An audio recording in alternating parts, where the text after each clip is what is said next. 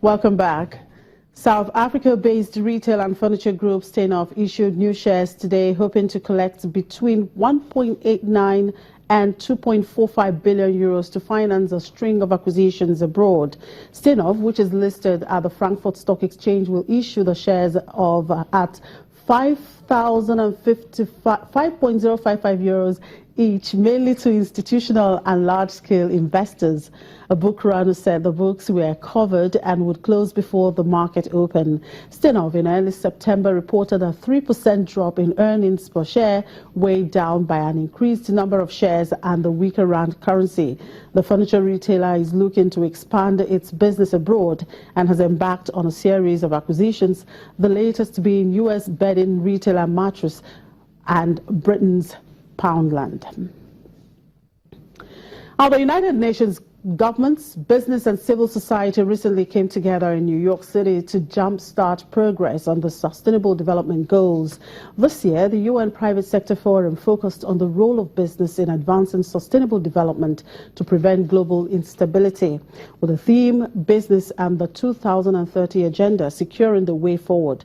The Private Sector Forum highlighted important connections between the Sustainable Development Goals and the new Agenda for Humanity, which, together with the Paris Agreement on Climate Change and the Action Agenda on Financing for Development, are pillars of the 2030 Agenda. There were also other private sector programs on the sideline of the General Assembly, like the U.S. Africa Business Forum. And what are the significance of these meetings, not just for the global economy, but for Africa and Nigeria in particular?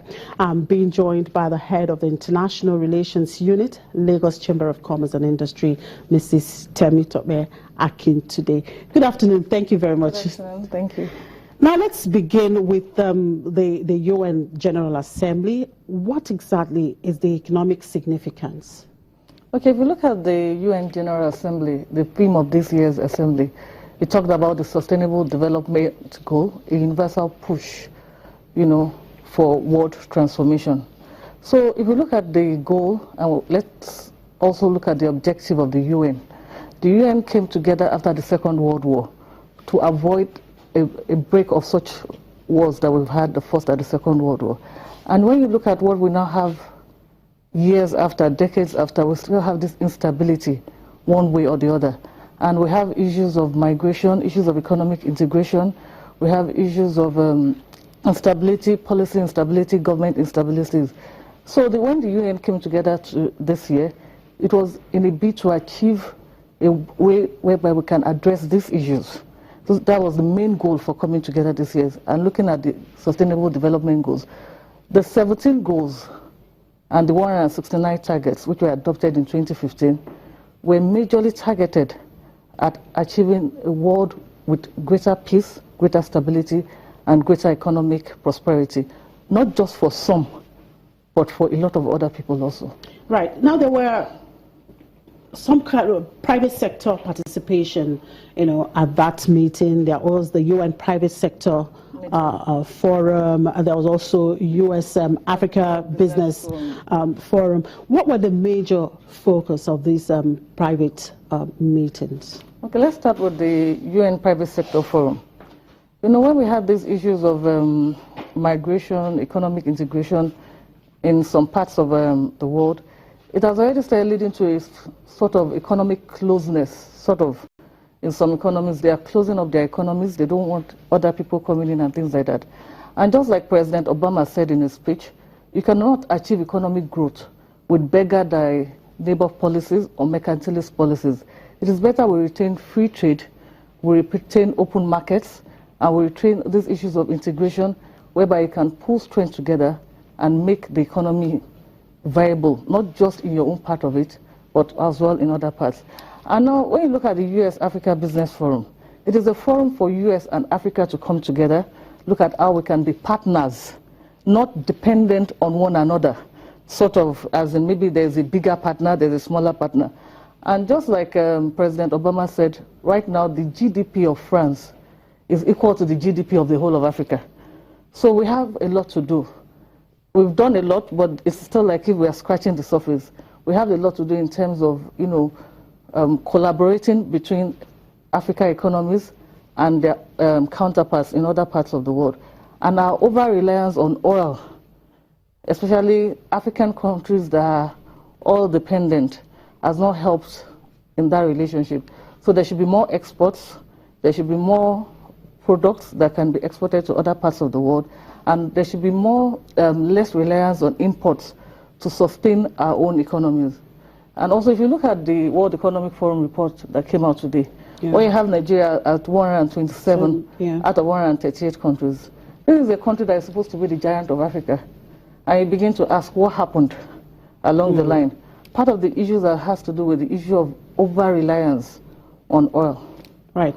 Now, we had some Nigerians, of course, that attended that meeting, the forum. We had the CEO of Nigerian Stock Exchange, and of course the president and the director general of Lagos Chamber of Commerce was also at that meeting. What did they talk about? What were they asking perhaps the US to do for Nigeria? Or what kind of partnership are they seeking for? You know, just like, okay, let me start from part of the people that also attended included our own president, President Muhammadu Buhari. And as the president, you know, stated, we need these collaborations, we need this partnership. But at the same time, he also took the anti-corruption issue a little bit further, that some of Nigeria's money that has been stashed away in some other parts of the world, that would like some of this money to start coming back to us, you know, with little stringents sort of attached to them.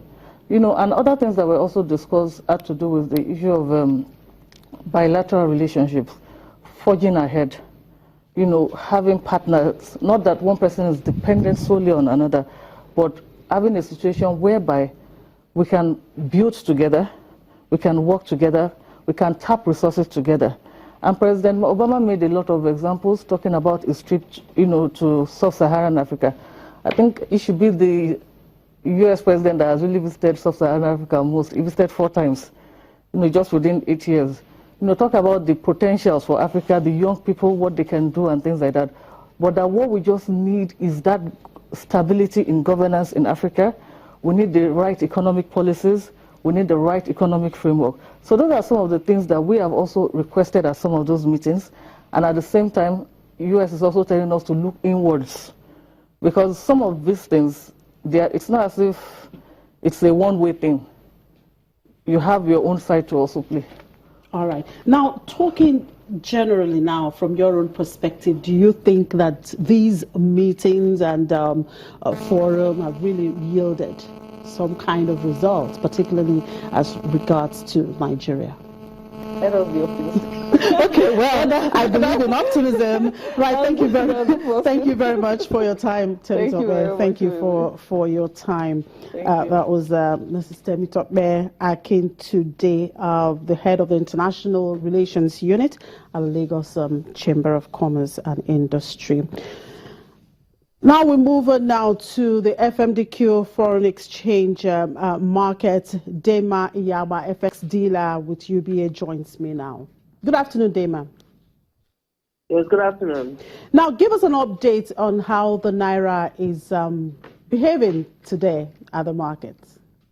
The Naira has been stable most of the week, trading around the 314 to 315 level, with occasional intervention that brings rates down.